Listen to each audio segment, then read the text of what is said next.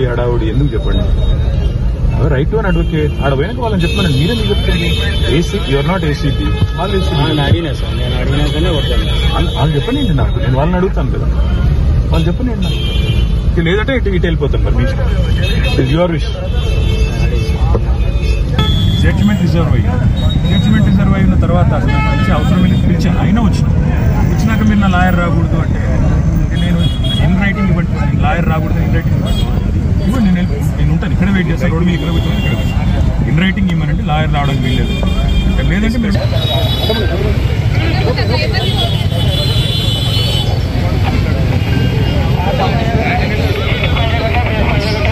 Party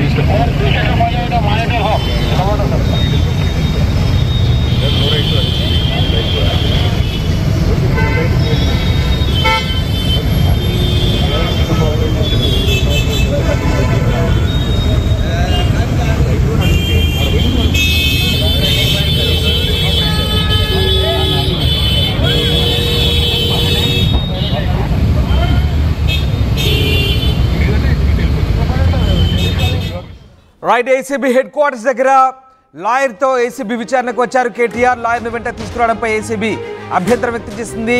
law and order civil police అక్కడ అతని ఒక ఏసీపీ స్థాయి అధికారి అతన్ని అక్కడే ఆపడంతో మీకున్న అభ్యంతరం ఏంటంటూ వాళ్ళతో వాగ్వాదం దిగుతున్నాడు. ఏసీబీ అధికారులకు చెప్పండి, నేను లాయర్తో సహా వచ్చాను, లోపలికి వెళ్ళాలంటూ ఆయన చెప్తున్నారు. సో తాము అనుమతించేది లేదంటూ ఏసీబీ అధికారుల ఇన్స్ట్రక్షన్స్ మేరకే తాము వ్యవహరిస్తున్నామంటూ పోలీసు అధికారులు చెప్తున్నారు. వీలైతే నన్ను లాయర్తో పంపించండి, లేదంటే వెనక్కి వెళ్ళిపోతానంటూ కేటీఆర్ వాళ్ళతో వాగ్వాదం చేస్తున్నారు. హైకోర్టులో ఇప్పటికే తీర్పు రిజర్వ్ అయింది కాబట్టి జడ్జిమెంట్ ఇంకా రావాల్సి ఉంది. మీకున్న అభ్యంతరం ఏంటి? మీరు ఎందుకు నన్ను ఆపుతున్నారు?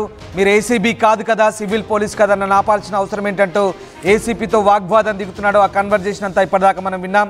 సో పోలీసులు ఏసీబీ అధికారులతో తిరిగి లోపలన్నటువంటి ఏసీబీ అధికారులతో సంప్రదింపులు జరిపే అవకాశం ఉంది. తన లాయర్తో సహా తనని లోపలికి అలౌడ్ చేయమంటూ కేటీఆర్ ఆర్గ్యూ చేస్తున్న దృశ్యాలవి.